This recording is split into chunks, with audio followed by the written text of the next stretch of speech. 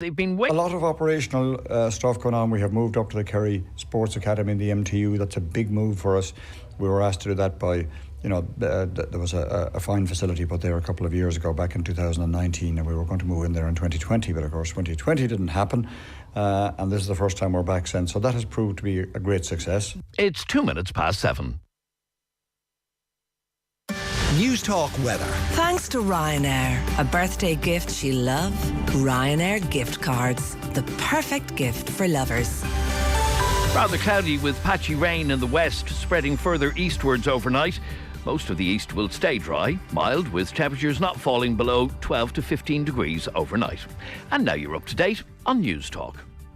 The Newsround on Off the Ball. With Gillette, for an effortless finish to your day. New Gillette Labs Razor with exfoliating bar. This is News Talk.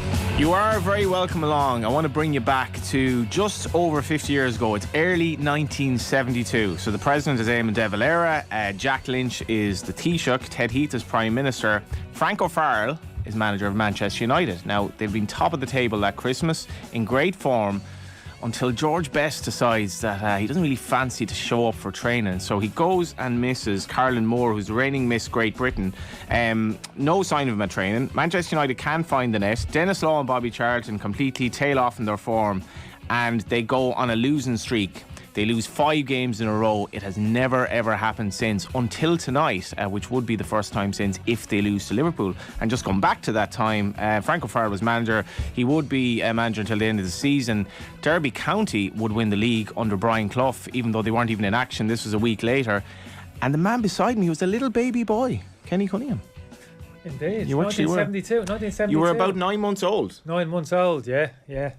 Child of the 80s, but like yourself. I was going to say like yourself, maybe not. 90s child. I'm turning 40 this year. I'm good. 90s child, good 10 years younger than you. Just missed out on the fabulous 80s. Fabulous 80s. Richie McCormack, how are you? How are you, John? How are you, Kenny? You well? All good, Richie, all good. Have we made up after yesterday? Yeah, all good. Just don't keep calling me Nathan again tonight, Kenny. I think it'll be okay. Richie got very upset. There isn't Mayo news in the news round, but like I'm not, Richie got very upset. If I was Nathan, I'd be a bit worried, like, I mean, generally most people just take it with a pinch of salt, but Richie got very upset. I don't know if it was the fact I called him Nathan in particular, or maybe anybody else. He wouldn't have been 4 times, Kenny. Have you, Nathan, got a bit of history or something, Richie? Is there something I need to know? You two had a bit of a falling out. No. It's just, Kenny, I thought after all these years we've made a connection, and thought me and you side by side in the commentary booth could, get on and remember each other's names. I think I was asking a little bit too much. You're a bit tense yesterday. I did notice that straight away. What was the tension about? I don't know. I wouldn't go in personal issues and that. I wouldn't go there. What game are you doing? People, that's up to Richie. If Richie wants to open up, and that's up to him. I wouldn't go there. You can talk to us, Richie. He's only human. Some people just can't park their personal issues. They bring it into the office environment. I tell you what his issue is. He's a Bows fan. You were in Tolka the other night. I mean, are Bows even a football club anymore? They just don't win games, languishing around mid-table, trying to kind of progress in the... What was that about Galway? What was that about Galway, Johnny? We are... Don't even start me on Galway United, Richie. How are things at Dalymount? What's the general feeling at the moment after another patchy result? Yeah, obviously I think events around the club and the unfortunate and sad passing of Derek Monaghan, Mono as he was known around Mono the club. The legend. Absolutely, he was. And I know there's obviously events going around Dalymount Park tonight to kind of memorialise him. But yeah, I don't know. It's just been one of those seasons. There's been far too much flux. Like, we were going through, I think when it was the anniversary of one of the European games there recently, we went through the starting 11 and how many of the players had left since either the end or towards the end of last season, if you're counting in Ross Tierney, and then in pre-season as well. There's been a massive turnover of players. They brought in, I think, 9 or 10 perhaps in this transfer window as well. You're just asking a lot to try and get everybody settled and get everybody singing from the same hymn sheet, and results and performances have kind of borne that out a little bit, whereby things have just been a little bit topsy-turvy. I don't know if necessarily everybody's fighting fit if they've come over from England and maybe haven't had a decent pre-season. Yeah, it's just going to be riding it out until the end of the season and then see where we are in the winter and going from there and trying to build on this one, which it just hasn't been good. It hasn't been good at all.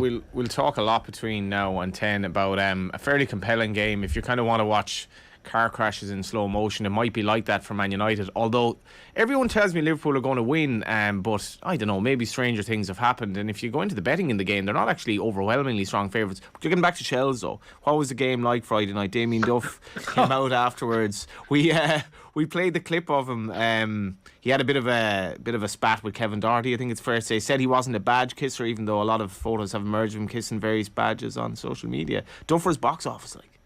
Yeah, I just nipped out for the end, to be honest with you, just to get the bus down, the last bus down in Fairview. Sorry? You get the bus, yeah. I got the bus, yeah. A quick step. Now, I really enjoyed the game. I must admit, had a bit of everything. Spoke about Newcastle game yesterday, kind of Manchester City, crash bang wall of literally couldn't take your eyes off. It was a little bit like that actually Friday night. Shells hadn't played for quite some time. I know there'd been a bit of unease there. The Pats game was called off, them coming back from Europe, etc. I don't think Duff was too happy with that. So, and I can understand that when your team's hungry, they want to play. Like, it's hard to see these games called off. So I think they were ready. They were hungry. He was ready to go. He got a sense of that great atmosphere again inside Talk. A good crowd. Bowes brought a lot of people down. And then, of course, it all fell apart from conceded the early goal. Two key injuries. Luke Bourne going off and Aaron O'Driscoll, bad injury. Hopefully, I'm sure, I think he's okay. And then having the JJ Wilson's sent off as well. So literally the whole house of cards came falling in. So I was interested to see the reaction from the players, and it was great to see. Actually, you get a sense of watching Shells under Damien this year. They're a really tight group. Definitely. John Ritchie, I don't know if you've seen them play, but I think in certain areas of the pitch, he's looking for a little bit more quality going forward. That's a given. But in terms of what he's done in the short period of time, I've been very impressed. Very all in the season. Seen them play a number of times this season. Very well organised, John, in terms of. So that strikes me straight away. Duffers and his coaching team, they've done their work on the training pitch. Predominantly play with that back three, kind of wing backs and, middle two, front three, kind of dovetails a little bit with that.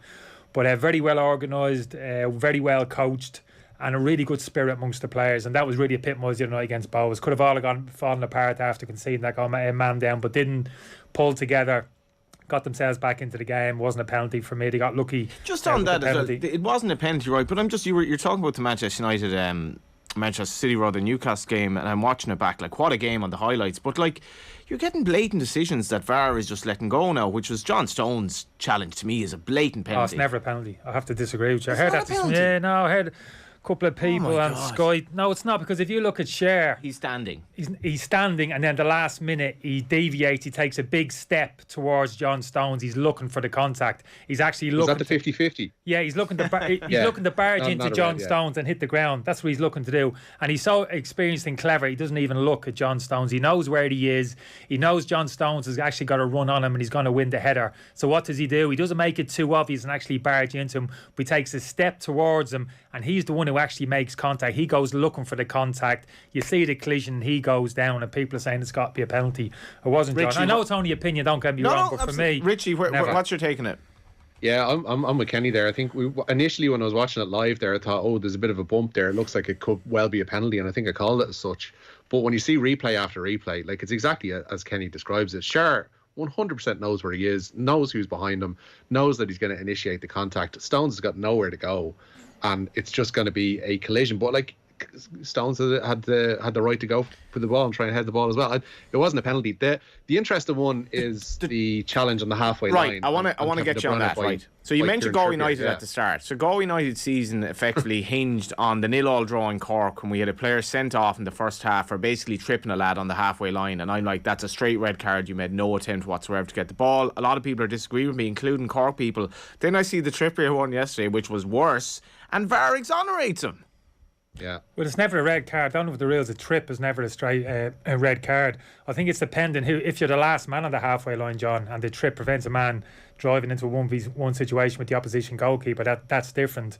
But the game yesterday, there was clearly defenders in behind, and it was a trip. There's a difference between a trip and actually lunging in, straight leg, showing your studs, and actually endangering the opponent. You never felt as if he was going to hurt the Brian. If you look at it, it's actually a trip. He pokes him, he trips him, John. So once it's that the nature of tackle is as such, then you're never going to hurt the player. And for me, you always got to lean towards a yellow rather than a red. How have you been anyway? So last talk, you haven't been in studio this season. I don't think so. I haven't been invited. haven't been invited. Well, it's 7 to 10 tonight. You're literally here for the whole night. I mean, It's on the fact Joe wasn't here that made me mind of to come in. Joe or Nathan? Who's Nathan? Oh no, Richie, is it? Either of them. Both of them not here made me mind up. Yeah. I said, John, yeah, I'll come in. John's in, yeah, fair enough. The news round is brought to you with Gillette Labs for an effortless finish to your day. Will we go to the news round, Richie? Sure, why not, Jenny? Why not? We'll start with that big game over at Old Trafford. Protests getting underway, of course, outside the ground now against the Glazer family owners. United and Liverpool both seeking first wins of the season. United coming off back-to-back defeats. Liverpool back-to-back draws. And the team news is in. The big team news for United, I guess, twin-pronged. That being that Harry Maguire and Cristiano Ronaldo have both been dropped to the bench. So United line out with David De Gea in goal from right to left at back four of Diogo Dalot, Rafael Varane, Lisandro Martinez and Terrell Malacia. In midfield then, the trio of Scott McTominay, Christian Eriksen and Bruno Fernandes. And up front then, we've got a front three of Marcus Rashford, Jadon Sancho and Anthony Elanga. For Liverpool, Alisson is in goal for them. Trent Alexander-Arnold, Joe Gomez, Virgil van Dijk and Andy Robertson are their back four. Into midfield are Jordan Henderson, James Milner and Harvey Elliott. And a front three with obviously Darwin Núñez suspended, of Luis Diaz, Mo Salah and Roberto Firmino. Quite a thin-looking Liverpool bench tonight as well, it has to be said, with a couple of teenagers on there. New United signing Casemiro is going to be presented to the crowd before tonight's game. Meanwhile, United have reportedly made inquiries to Eintracht Frankfurt regarding their goalkeeper, Kevin Trapp. The 32-year-old helped the Bundesliga club win the Europa League last season, and he has just under 2 years left on his contract with them. As a Bowes / League of Ireland fan, Richie, what would if you were a hardcore Man United fan, would you be protesting tonight? Would you be really kind of irked at the place the club is at the moment, where it seems that, I guess, winning just doesn't necessarily matter that much anymore? Yeah, it's a tricky one, and I really don't think it's as black and white as it's the owner's fault, it's the players' fault, it's the manager's fault. I think there's been failings at pretty much every level of the club, and they don't just not all of them are at the feet of the owners. Not all of them are at the feet of the players. Not all of them are at the feet of the coaching staff. I think everybody's been culpable in all of this, and some responsibility has to be taken on all levels. Now, the players, to a degree, when you see them saying performances haven't been great, obviously they're trying to take that on. They need to act that out in terms of their performances. And with the owners, I mean, they're just gonna no sell this. Not in terms of they're not gonna put the club up for sale, but they don't care that there's a protest there tonight. It won't make any difference to them. I know US news outlets supposedly are going to be covering this in more detail than they previously had done, which might be a bit embarrassing to them, but they'll move past it.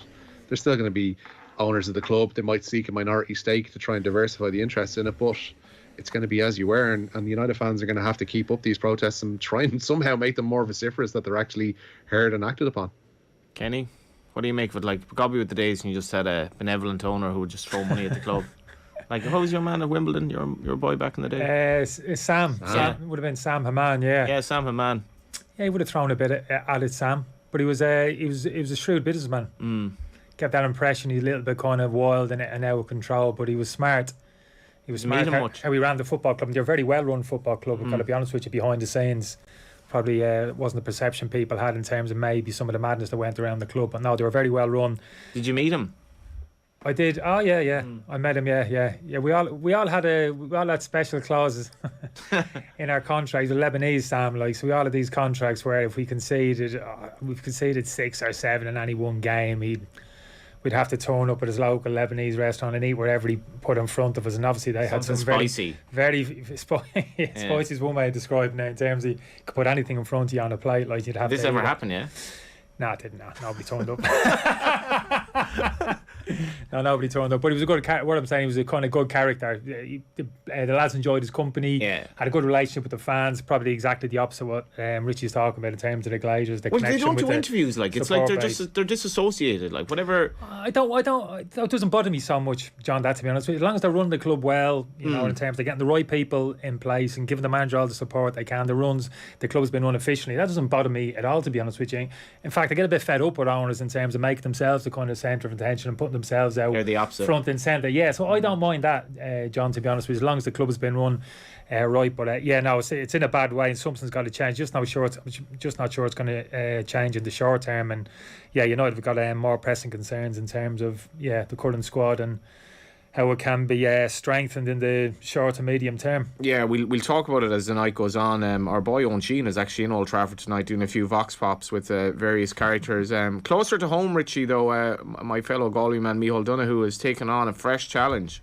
Yes, indeed, he has. Dublin have enlisted Micheál Donoghue as their new senior hurling manager. The man who led Galway to the Liam McCarthy Trophy in 2017 takes over from Matty Kenny, who stepped down in July. Donoghue will be assisted in his 3-year term by his former Galway selectors, Francis Ford and Noel Larkin. Joining them are the former Westmeath manager Shane O'Brien, who will also take charge of Dublin's under-20s. Yeah, it's no guarantee to work out, but this looks a hell of an appointment, Richie. I know it's swapping one Galway man for another, but I don't know, Leinster seems a little bit ripe for picking at the moment. Dublin were obviously not far off this year, and it probably did get a bit stale, but this seems a bit of a coup to me.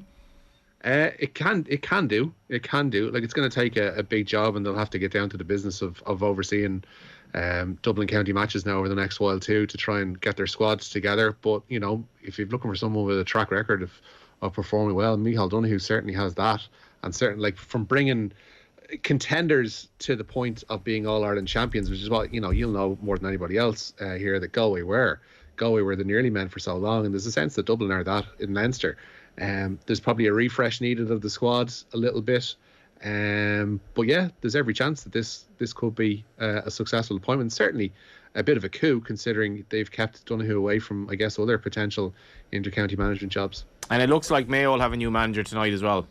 Yeah, it's interesting that the Rose of Tralee is starting tonight, and the greatest beauty parade that we've had of the summer so far in terms of management is going to come to an end. Identity of the new Mayo football manager is likely to be revealed tonight. That's why they pay me the medium bucks, Johnny. A county board meeting has been called with just one item on the agenda. Kevin McStay and Ray Dempsey are believed to be the front runners to replace James Horan. Both of those have assembled all-star backroom staffs as potentially joining them should they get the gig. Are you a Rose of Tralee man, Kenny? No, my ma doesn't like who presents it. She hates him, the presenter. So Darren, never gets switched on. Yeah. No, she can't stand him. She can't stand him. It's not the pantomime itself that she objects to. It's more Dara. No, it's Dara. Yeah, it's definitely personal with her. Yeah, that doesn't get switched on. Richie, you're a big fan. Massive fan, Johnny, as well. Is Pat Flanagan a big fan? Is Pat Flanagan a big fan? Flanagan. That's a poor segue, Johnny. That's not a good segue. Who isn't a fan of the Rose of Tralee? Exactly. Pat Flanagan, though, is in line to be named the new Roscommon senior football manager. The former Westmeath, Sligo and Offaly boss is the front runner to take that job. He's currently in charge of Porrick Pierces in the county, having led them to both the Roscommon and the Connacht senior titles in recent months. Mark English. Yeah, what a European Athletics Championships it turned out to be for Ireland in Munich over the past few nights as well. Mark English bringing that to a successful close as well last night by taking bronze in the 800 metres. He was talking to Aisling at Dublin Airport this evening, saying that he was always aiming to finish his season on a high. Well, to be honest, I just always had the game plan this year, and I knew what I wanted to do going out to those championships. So it was about just not focusing on any attention, and to just focus on my race. Did you feel pressure or expectation going into the race? Well, I knew there was an expectation that I would medal, and so there was that, but thankfully I was able to come away with the medal. And talk us through the race then. You definitely started with authority. You were sitting at about second place, so halfway round. Yeah, so I wanted to be in contention after the first 400 metres, and then to also be in contention at 600 metres, because they're the 2 points that you need to be in contention if you actually want to medal. And it's the same if you're trying to qualify through the rounds as well. And I knew what the velocity profile of an 800 metres is as well, and I actually used that a little bit to try help me get into the top three. So it's been a whirlwind last 24 hours, and I'm happy to be back home now with the medal. Yeah, reading in the Irish Times, Rich, after some fine Irish performances, the challenge is to how to keep progressing, and this is the thing that a lot of criticism of Irish athletics the way it's run. Obviously Kieran McGeehan had an incredible time with it as well, but you got to kick on from here. Yeah, and brilliant piece as well. I think it was in the Examiner too. Carl Dennehy, who's been a regular guest of the show from Munich over the last couple of weeks. Like, these performances from Israel Olatunde and from Rashid Adeleke, from the 4x400 metre team as a whole, and sundry others throughout the course of the last week or so in Munich. Like, they don't happen out of nowhere, and they do take good coaching for them to happen. And those coaches need funding. They don't need ministers turning up and giving people pats on the backs and saying what great representatives they are of their country. They need actual, meat and potatoes of funding, and lots of it, to try and help them reach the next phase. Because I think what was quite clear over the last week is that, maybe Kieran McGeehan at the age of 30, maybe Mark English the age he is, getting bronze in European standard is probably where they're at. But look what Israel Olatunde was able to achieve at the age of 20. Look what Rashid Adeleke is at the age of 19, running just 6 400-meter races and being in contention for a medal at a European Games. She obviously is over in the States, but these other athletes who are going to potentially bring those performances certainly need the best possible circumstances and best possible arrangements for them to progress. That happens with money, and there's only one way to do it. Not pats on the back, not well done everybody, but they need adequate funding out there in the high performance centres. Yeah, Carl Denny, he spoke very well about that here before. He will be on tomorrow night as well. And moving on to Waterford FC, it's kind of like Bose bringing out a new jersey. Waterford have a new owner every now and then, and they have a new one, Richie. Yes, indeed, they do. Andy Pilley has bought the SSE Electricity First Division club from Richard Forrest. Pilley took over Fleetwood Town 18 years ago, and he led them from the Northwest Counties Premier League, I know you're a big fan, Kenny, to their current position in League One. Pilley is due to stand trial along with 3 other people in October on charges of fraud. That's connected not with football but to his commercial energy company. He pleaded not guilty last month at Preston Crown Court. Pilley already has clubs in England, South Africa and Dubai in his portfolio, and speaking to WLR has explained his reasons for branching out into Ireland. I believe that Irish football is on the incline. I think that there are good times ahead. You've only got to do a little bit of research and you can see that Irish footballers are starting to be recognised, perhaps post-Brexit, with the benefit of the Good Friday Agreement, that there is a pathway and a roadmap to get them across to England. Now, if I can help some of these boys fulfil their dream and get them across to the EFL, and then who knows, if they progress, nothing would make me happier than shaking their hand and watching them on Match of the Day on a Saturday night if we can get them to the Premier League. I think that these boys need that roadmap. I think they need that pathway. And having a sister club in the UK, that gives us an opportunity. But equally, I see there being potential for movement of players the other way. It may be that we've got fringe players and players that need football that we could bring over here. I see it as being reciprocal and something that benefits both parties. Yeah, Irish football, Richie, a city on the grow. He sold clubs to Brockway or Ogdenbrook and North Haverford. By God, put them on the map. Yeah, it's an interesting one.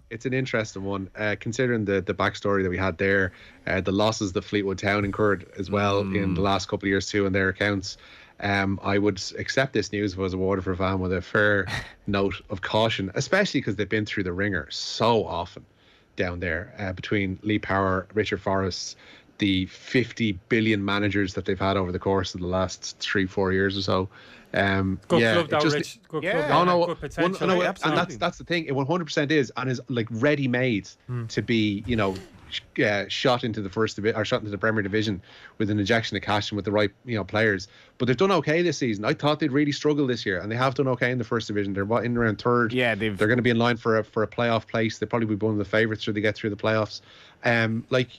They're set up nicely. I just hope this isn't another disturbance for them and another reason for Waterford fans to worry, because they do deserve more. They're still in the Cup as well, and you have in your news here that Shamrock Rovers have had 6 games moved from Fridays to Sundays. This is with the view to their likely Europa League. I want you to talk about Thomas Tuchel here, who I think really disgraced himself after the Leeds game, where he basically bemoaned the fact that everything that can go wrong did go wrong. It started yesterday. We had no plane to arrive, so we came on the bus. The players could fly, but the coaching staff, it was a long ride on the bus. They were going from London to Leeds in a climate emergency. That's a A1 motorway is a killer. Bad, it's a killer. Oh, for Jesus. Could have gotten the train, no? Absolute killer. Services as well. Rotten. I've a lot of sympathy for him. That's the problem, Kenny. You were stopping off in services. That's the issue. Thoughts and prayers with Thomas and all that, but he was also charged by the FA, Richie, over comments he made about the referee. Yeah, comments he made about Anthony Taylor last week after their 1-1 draw with Tottenham. It's alleged he questioned the integrity of the official and brought the game into disrepute following their heated London derby with Tottenham earlier this month. Tuchel has until Thursday to respond to the charge. He's already been given a 1-match suspended touchline ban for his altercation with Antonio Conte, which also followed that same game. God help them. I'd not be funny though, right? I think they should throw the book at him. I've a lot of sympathy for managers in a lot of respects, but some of the quotes attributed to him after that game, I watched that game and I heard what he said after, were absolutely scandalous in terms of what Richie said. Questioning the actual integrity of the referee, almost saying to the fact there's suspicions inside my dressing room amongst my players. We know there's an agenda here. That's basically what he was saying. This referee was a cheat. I thought it was an absolute disgrace. I'd give him a 10-match ban. I'd give him an absolute 10-match ban. I'd throw the book at him. We've all got criticism of referees. We pull our hair out and we're all very critical, etc., etc. But they're only human beings and they make mistakes. But I'd never, during my whole career, I never once questioned the integrity of a referee. I never looked at a referee and thought, you've got an agenda against us. Never once. And I don't think you could always say that in terms of maybe the continent, some high-profile case in terms of referees abroad. But I never thought that was the case within the English league. And for him to bring that to make that accusation against Anthony Taylor, I actually thought had a very good game. On the day, I thought his argument was pretty weak in terms of some of the criticisms he was making against the referee. I thought he looked very foolish, and I'm a big fan of Tuchel. I thought he looked very small after the game and made some ridiculous comments about the referee. But to actually question his integrity, and I thought it was actually sinister in terms of what he said. And I'd throw the book at him. I'd give him a 10-match ban. I wouldn't even fine him a penny. I'd ban him from 10 matches and just send out a message. This is unacceptable in terms of what you said. I'd agree, Kenny, as well. I think, just on that, Richie, it's not easy to get referees at the moment. It's not easy to get young people to go into the reffing game, and I just don't like stuff like this. No, it's ugly. It's very ugly. I'll be with Kenny there in terms of my strength of opinion on this one, because it bleeds down. It really does. You'll see, first of all, the notion that any referee in the Premier League has an agenda against one particular club or favours a particular club is just nonsense, regardless of what anybody's bias might tell you. It's just completely foolish to think that one way or the other. To openly question it in the way that Tuchel did was really, really grim and really, really dirty, and I think he should face a fairly solid punishment for this, because that stuff, as I say, does bleed down. And people fairly handily get hold of information as regards referees, and then know where to find people. And we've seen referees hounded out of the game from grassroots level up to the very top. I mean, you look at what was it Anders Frisk underwent with Jose Mourinho a few years ago. Referees at all levels can be fairly easily hounded out of the game with the wrong kind of pressure, I'd call it. And Tuchel was inviting that kind of stuff on Anthony Taylor last week, and it needs to come to a stop quickly. Thanks a million. Richie, sorry. Thanks a million. Jesus Christ. It's easily done, John, isn't it? That's easy done. I didn't even mean to do it there. But you see his reaction. Didn't like it. Oh, angry. He's an angry man, isn't he? Well, let's go. Always prefer Gary Breen, to be honest with you. Let us go to the cash machine. Your chance to win big. News Talk's Summer Cash Machine. Yeah, after Hannah's big win on Thursday, we've had two more rollovers. We've yet another potential